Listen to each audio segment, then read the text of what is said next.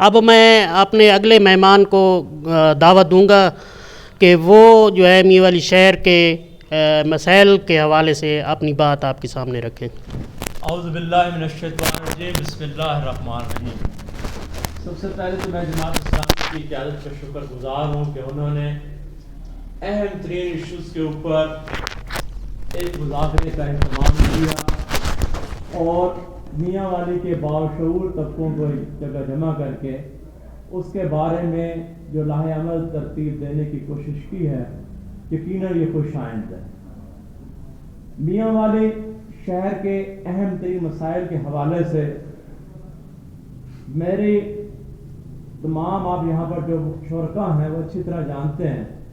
کہ ہمارا شہر دو حصوں میں بٹا ہوا ہے۔ اگر ہم اپنے جنوب سے شمال کی طرف سفر کرنا چاہیں تو ہمارے پاس ایک ہسپتال روڈ موجود ہے۔ یہاں پر جو موجود بزرگ ہیں وہ اچھی طرح جانتے ہیں کہ جس سڑک سے ہم گلبرگ چوک سے پوسٹ آفس کی طرف جاتے ہیں یہ سڑک سرکاری راستہ نہیں ہے، یہ ڈی ایچ کیو ہسپتال کا حصہ تھا۔ یہاں پر گیٹ لگے ہوئے تھے، لیکن آہستہ آہستہ وہ گیٹ ہٹا دیے گئے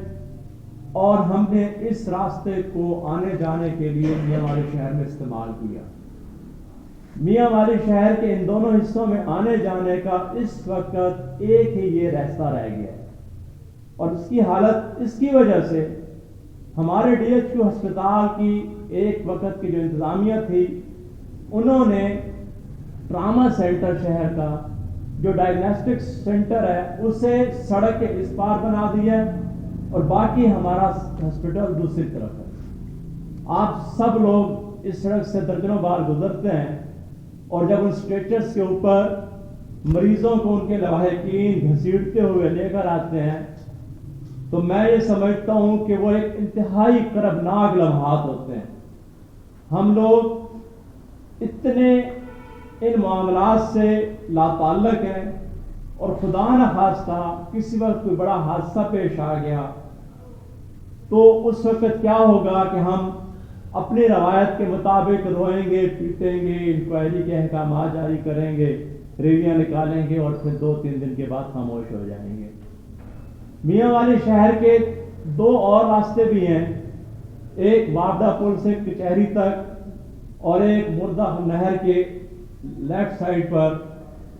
مردہ خانہ سے لے کر ہسپتال تک۔ ہم نے ان دونوں راستوں کو، میرے بھائی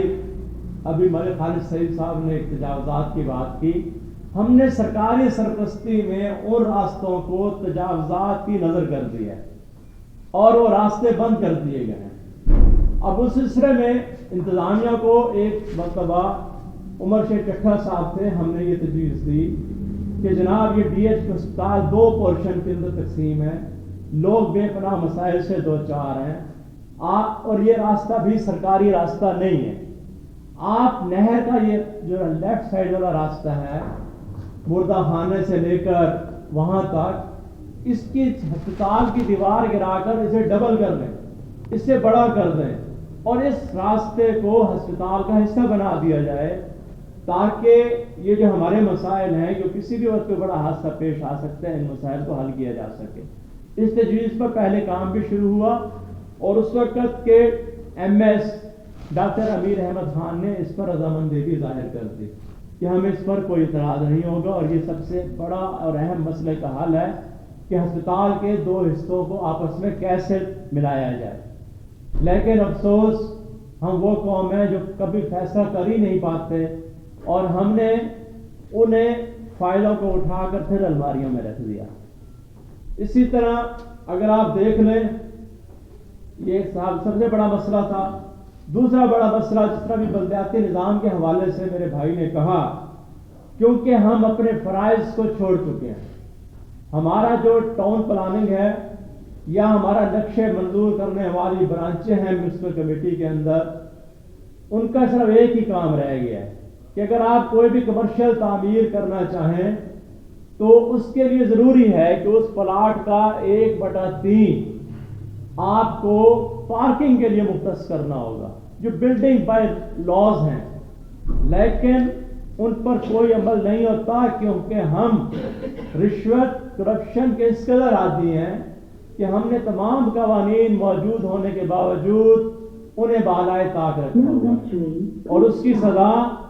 ہم سب بھگت رہے ہیں۔ اگر آپ آج بلو خیر روڈ پر جائیں، اگر آپ کچہری روڈ پر جائیں، بازاروں میں جائیں، یا یہ جو سارے ہمارے الشفا اسپتال سے لے کر گلبرگ چوک تک دونوں طرف پلازے دھڑ دھڑ تعمیر ہو رہے ہیں، آپ میں کسی جگہ پر بھی ایک چند فٹ بھی اس پارکنگ کے لیے مختص نہیں ہے۔ آج ایک موٹر سائیکل سڑک پر کھڑا ہو جائے دکاندار کے آگے، ایک گاڑی پارک کر دی جائے تو اس کا نتیجہ یہ نکلتا ہے کہ وہ سارے کا سارا ٹریفک بلاک ہو جاتا ہے۔ جماعت اسلامی نے آج جو پروگرام رکھا، اگر آپ دیکھیں ہمارے ملک کی بدقسمتی ہے کہ ہماری سیاسی جماعتیں صرف گالی گلوچ، اقتدار کی جنگ، کرسی کے حصول میں مصروف ہیں۔ اس کے علاوہ آج تک نیشنل سطح سے لے کر مقامی سطح تک کوئی بھی سیاسی رہنما، M L A, M P A, وزیر مشیر، وزیر اعلیٰ، وزیر اعظم اور ہماری پارلیمنٹ عوام کے ان مسائل پر توجہ نہیں دیتی۔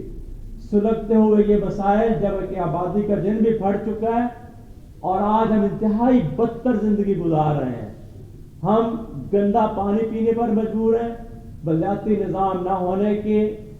متعلق اور اس کے نقصانات کی میرے بھائی نے بڑی تفصیل سے روشنی ڈالی۔ ضرورت اس بات کی ہے کہ یقیناً ان تمام مسائل کا واحد حل بلدیاتی نظام کی بحالی ہے، تاکہ لوگ اپنے طور پر کام کر سکیں، مقامی سطح پر کام سکیں۔ افسوس کی بات یہ ہے کہ ہمارے عوام بھی شعوری طور پر یا غیر شعوری طور پر ان مسائل پر توجہ نہیں دیتے۔ پاکستان کے اندر جنرل پرویز مشرف سے ہزار اختلاف، ان کی آمریت سے ہزار اختلاف، اس نے ایک لوکل گورنمنٹ سسٹم جو دیا، میں یہ سمجھتا ہوں کہ یہ شاید خونی انقلاب کے بغیر ممکن نہیں تھا، لیکن اس نے ایک مضبوط بلدیاتی نظام دیا کہ بیوروکریسی نے اس پر احتجاج کرتے ہوئے ضلعوں کے اندر ڈی ایم جی گروپ نے ڈپٹی کمشنر لگنا بند کر دیا تھا۔ وہ یہ کہتے تھے کہ ہم ان عوامی نمائندوں کے نیچے ڈی سی او نہیں لگیں گے، اختیارات ہمارے پاس ہیں، اور آج اختیارات کا وہ گھنٹہ گھر، ڈپٹی کمشنر کا دفتر اتنی بڑی آبادی کو نہیں سنبھال سکتا۔ اس ملک کے اندر ایک اور بہت بڑا لیڈر آیا، ذوالفقار علی بھٹو، جس نے بہت سارے قوانین دیے، بہت اصلاحات کی۔ بھٹو صاحب نے غریب محنت کش طبقوں کو زمین خریدنے کا حق دیا، غریب محنت کش طبقوں کو ووٹ کا حق دیا، اس نے پاسپورٹ دیا، اس نے امتیازی قوانین ختم کیے۔ لیکن افسوس کی بات یہ ہے کہ بھٹو صاحب نے بھی ڈی ایم جی گروپ کی طاقت کو ختم کرنے کی بجائے مزید مضبوط کیا، اور انہوں نے بھی ڈی سی اور ایس پی کو اپنے مقاصد کے لیے اور سیاست کے لیے استعمال کیا۔ وہ بھی عوام کو اختیارات دینے کے حق میں نہیں تھے۔